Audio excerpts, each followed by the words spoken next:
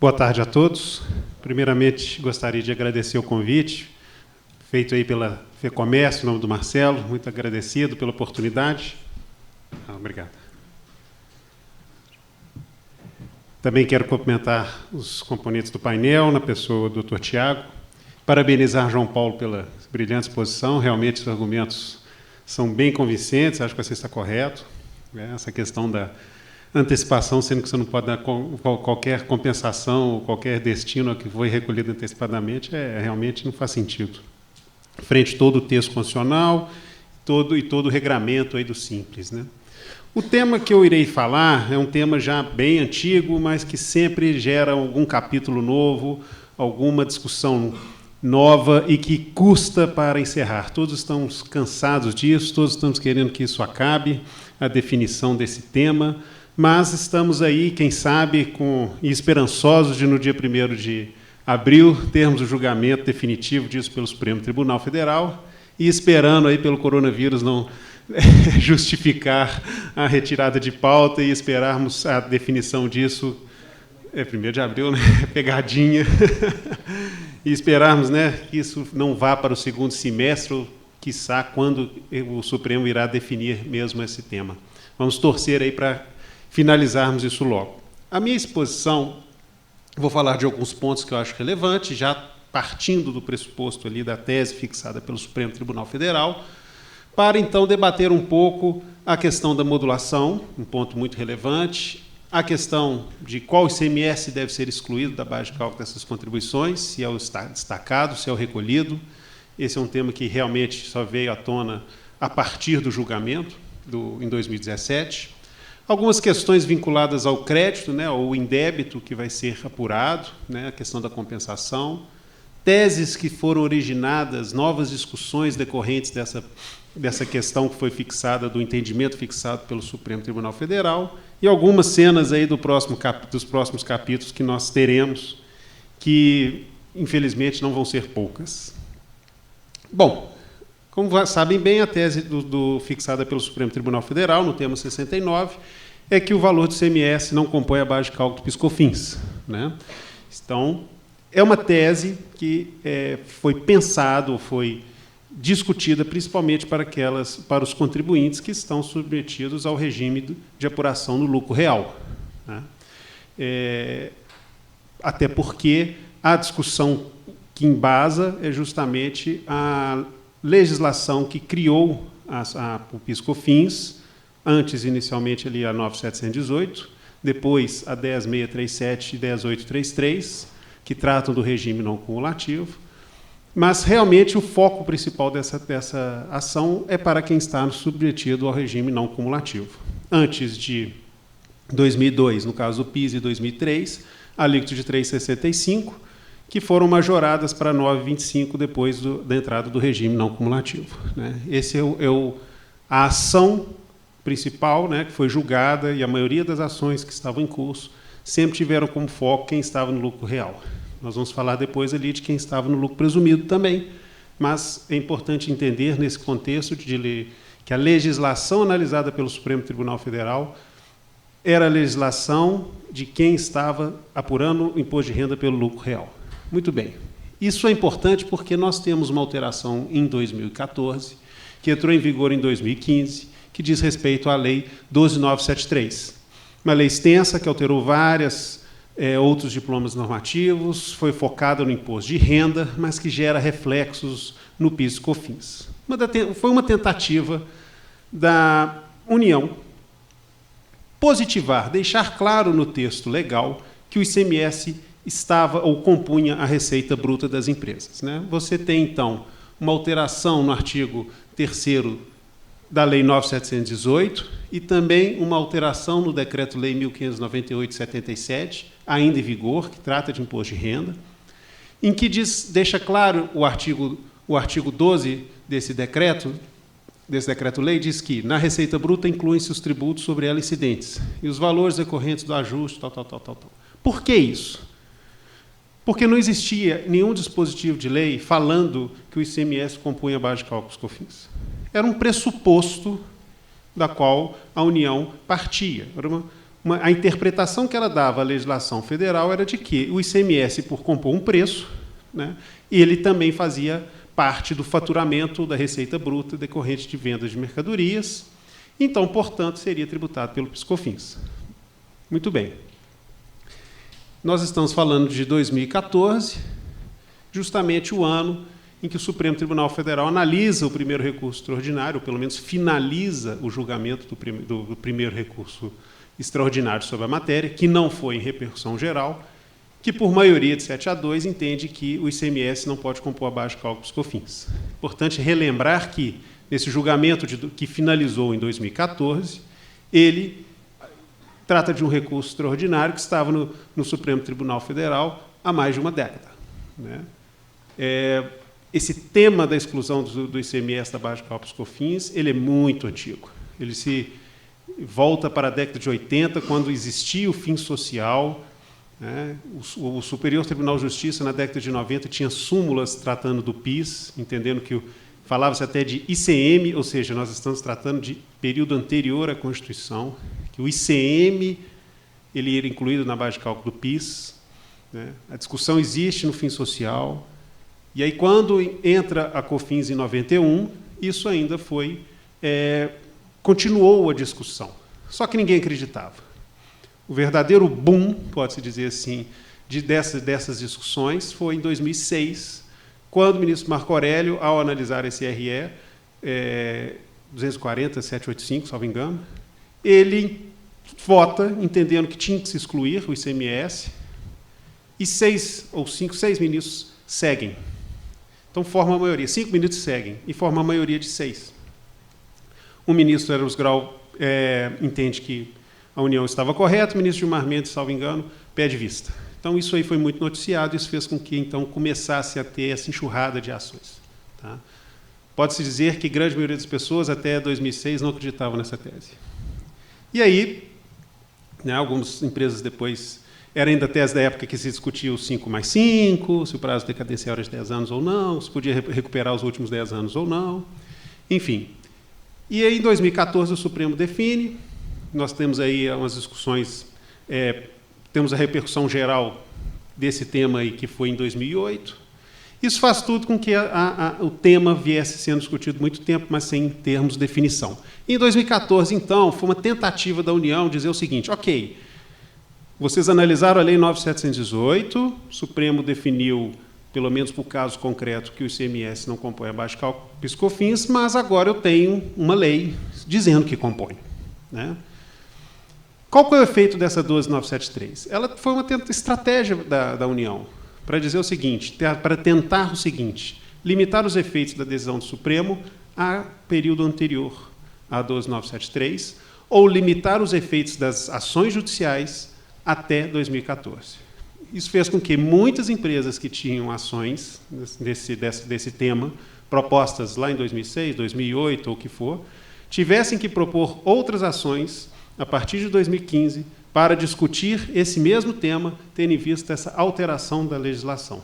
Tá? Havia uma discussão e um receio de que eventual coisa julgada não contemplasse o período a partir de 2015. Então, é muito comum vermos empresas que possuem 2 ações sobre essa matéria. Por quê? Por conta dessa estratégia que a União fez em alterar a legislação e deixar claro que o ICMS compõe a base de cálculo PIS/COFINS. E é importante dizer que o caso analisado pelo Supremo não tinha essa lei, é muito antigo, e o Supremo não analisou essa lei. Tá?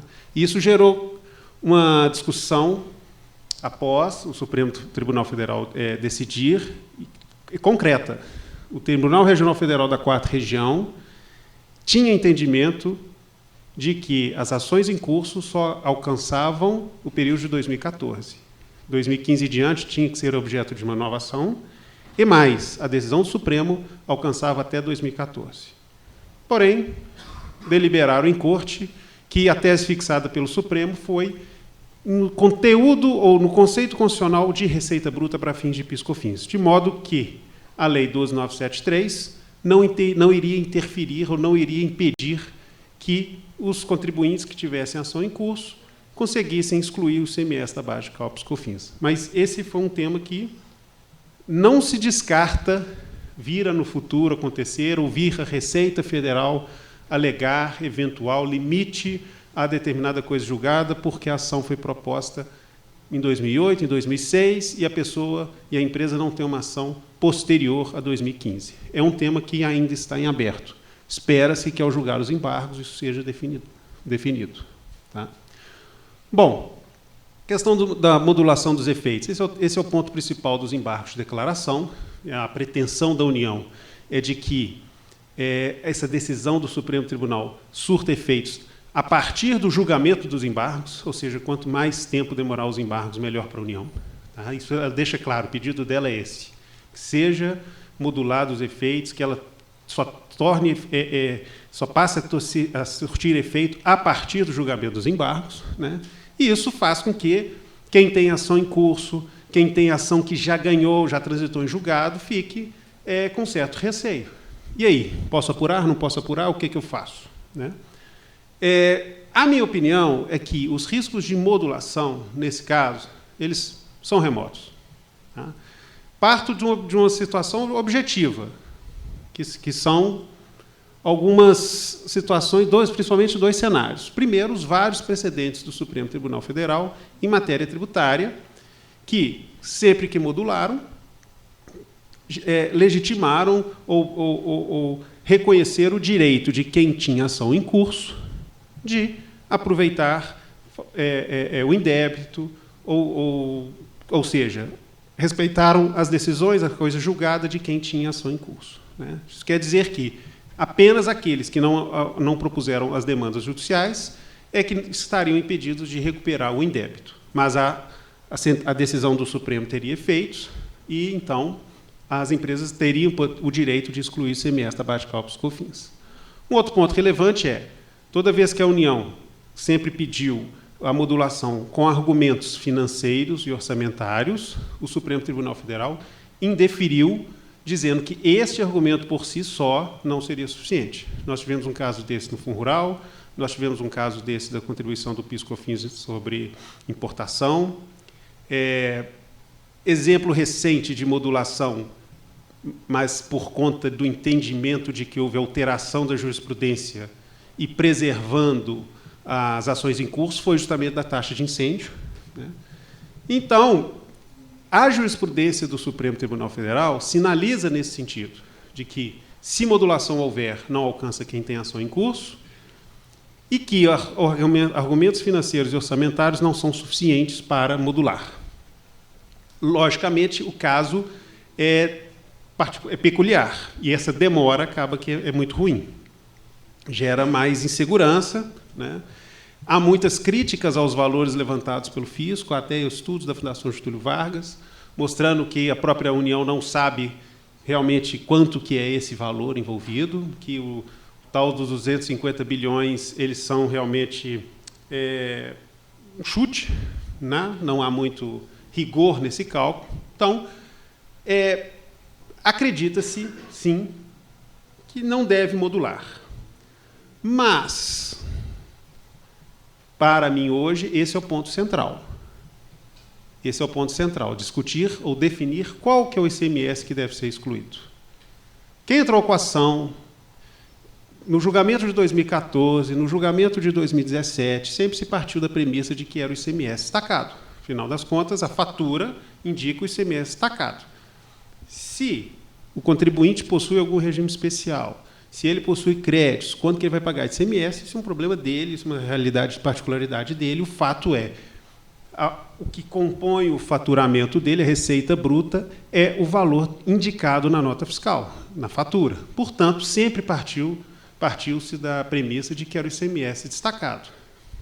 Tanto que as ações, os pedidos, nunca, enfim, poucos têm um pedido tão detalhado para dizer que é o ICMS destacado na nota fiscal. E os juízes nunca, isso é importante também dizer, os juízes nunca pensaram nesse tema. A maioria das ações são: reconheça o direito e conceda segurança para assegurar o direito de excluir o ICMS da base de cálculos COFINS e tal. Partimos, então, de algumas estratégias de tentar que o judiciário, então, deixasse claro que era o ICMS destacado e não recolhido. Alguns juízes aceitam, outros são muito formalistas, dizem isso não está no seu pedido, então, paciência. Né? Eu acho um erro, ele só está procrastinando mais a discussão, vai gerar mais processo, mas, enfim, eles querem, são a posição de alguns juízes muito formalistas que querem resolver o processo a qualquer custo. Tá? Em razão do posicionamento do STF em 2017, houve essa questão posta nos embargos de declaração. A União, nesse ponto, ela não afirma qual que é, tá? A Procuradoria ela não afirma, ela acha que o correto seria o recolhido, mas ela deixa para o STF definir. Quem faz o papel, que foi até criticado pela própria Procuradoria da Fazenda Nacional, foi a Receita Federal. A Receita Federal, sim, interpretou o acórdão do STF, retirou os trechos que lhe interessava, né, e deixou outros de fora, para dizer, é o ICMS recolhido. E, dessa forma, criar um temor, um receio às empresas na hora de elaborar, aproveitar o cálculo e promover as compensações. Né? E esse para mim, é o ponto central da discussão hoje. Tá? Que aí eu não sei o que o Supremo vai dar. Por mais que eu entenda que o voto da ministra Carmen Lúcia, que os demais sempre caminham para o ICMS destacado, esse é um ponto que eu tenho receio. Esse é um ponto que o Supremo Tribunal Federal, eventualmente, pode, não vou falar compor, mas que a pressão financeira pode justificar o Supremo a ir para o ICMS recolhido. E, até onde eu sei, são poucas as empresas, ou poucos os setores que não vão ser abalados com isso. Se for o ICMS recolhido, a União pode comemorar, e muito, porque ela vai ter reduzido seu passivo em 60%, 70%. A diferença é gritante em alguns setores.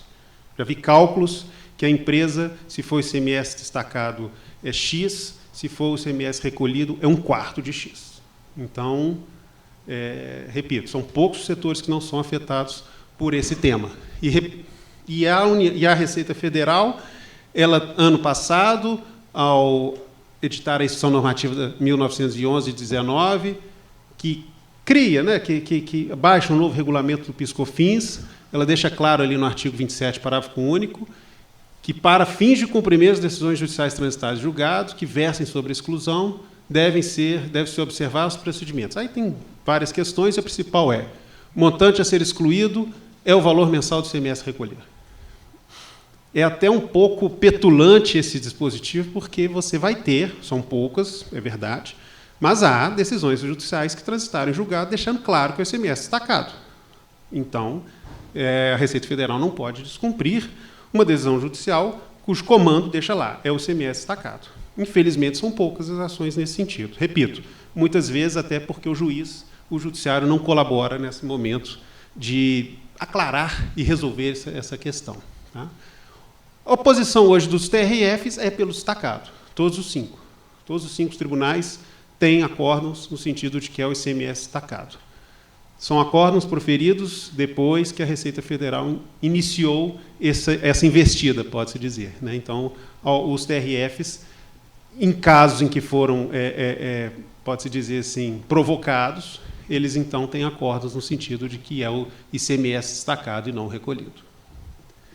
A questão do crédito. Isso é muito relevante porque algumas empresas, seja por dificuldade de caixa, seja por mais arrojo, já começam, mesmo com a ação em curso, mesmo sem liminar, ou enfim, começam, então, não só a excluir do ICMS do PIS/COFINS corrente, mas também já aproveitar o indébito, por meio de compensações, sem trânsito em julgado.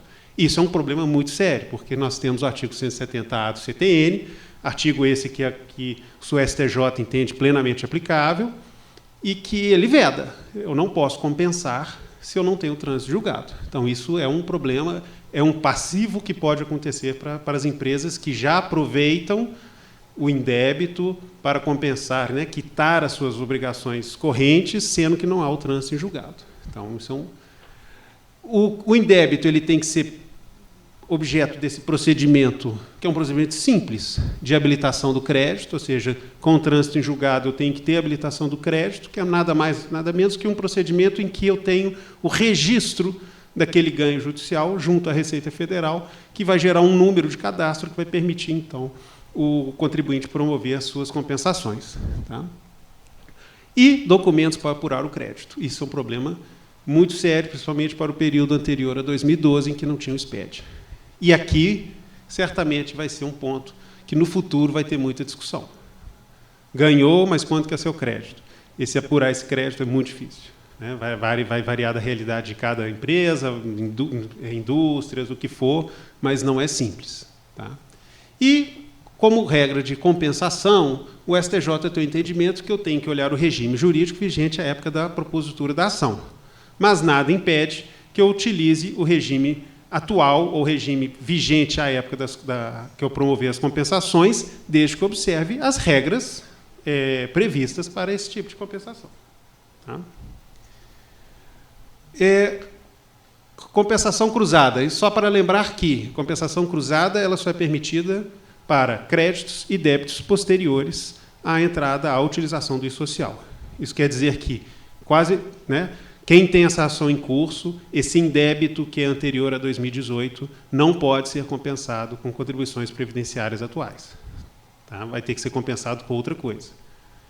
Créditos e débitos têm que ser posteriores à entrada do I-social. Então, isso é uma regra muito relevante para ser observada. Não vi ninguém ainda conseguir superar essa regra por ilegalidade ou o que for. Teses filhotes que surgiram. Exclusão do ISS, já existia há muito tempo, né, mas ganhou mais força.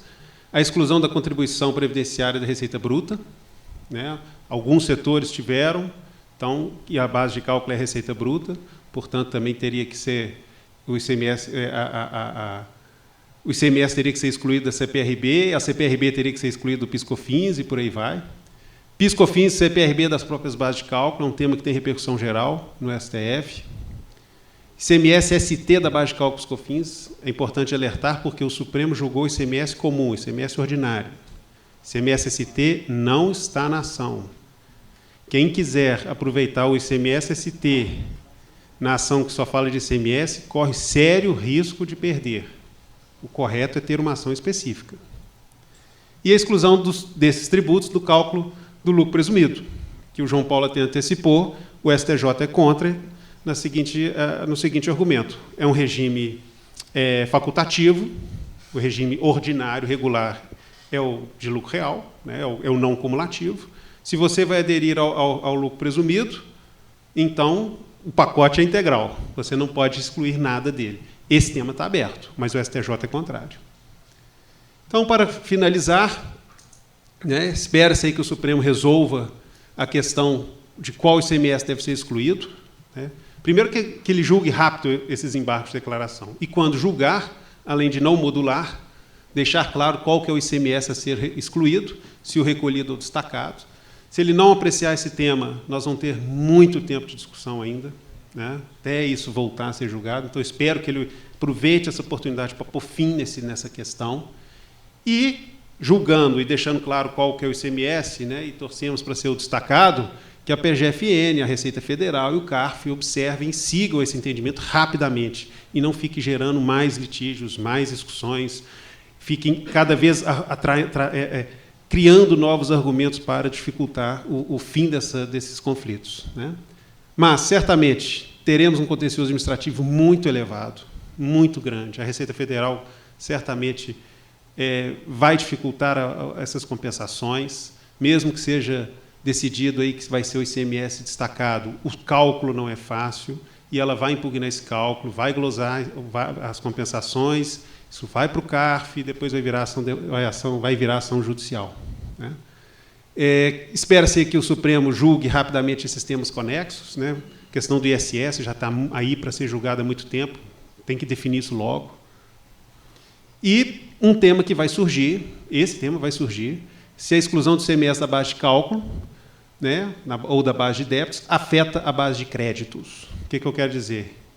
A partir de o Supremo definindo, não modulando, ou seja, a tese fixada de que o ICMS não compõe a base de cálculo dos COFINS, quando eu adquiro uma mercadoria, né, E o ICMS que está naquele faturamento não é alcançado, não é afetado pelo PIS/COFINS. Mas ele vai compor minha base de crédito de quem adquire. Eu não tenho ICMS na saída, eu não tenho ICMS na base de cálculo de PIS no faturamento. Mas e minha base de crédito? Tá? A Receita Federal, eu já vi manifestação entendendo, se não há incidência de PIS/COFINS nesse ICMS da aquisição, então o seu crédito PIS/COFINS, seu crédito escritural de PIS/COFINS, também não pode admitir ou aproveitar, incluir esse ICMS. Então, esse tema vai surgir. Tá?